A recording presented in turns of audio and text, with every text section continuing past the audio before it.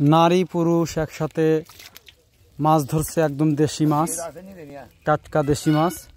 ফরিদপুরে নারীরা পুরুষের পাশাপাশি ক্ষেত খামারে যেমন কাজ করে, তেমনি নদীতেও মাছ ধরে।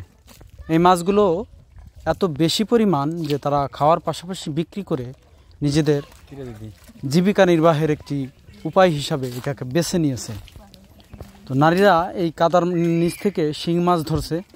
আপনারা জানেন শিং মাছ, জিয়েল মাছ যাকে আমরা জিয়েল বলি, এটা যদি কাটা দেয় খুবই মানে বিষাক্ত একটা ব্যাপার। তারপরেও কিন্তু তারা এই মাছ ধরতে খুবই পারদর্শী।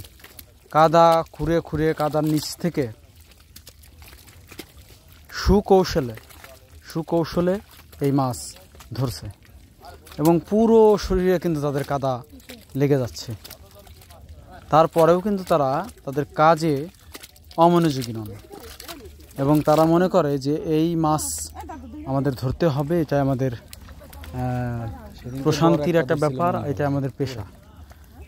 তো এই মাছের মাধ্যমে সারা দেশে ঘাটতি পূরণ হয় তো হয়, তাদের নিজেদের কিন্তু যে ঘাটতি আছে আমিষের সেটা পূরণ হয়। দেশি মাছ, পুঁটি মাছ, সাথে মলা মাছ, আরও কিছু প্রজাতির মাছ দেখতে পাচ্ছেন। খুবই দারুণ একটি ব্যাপার।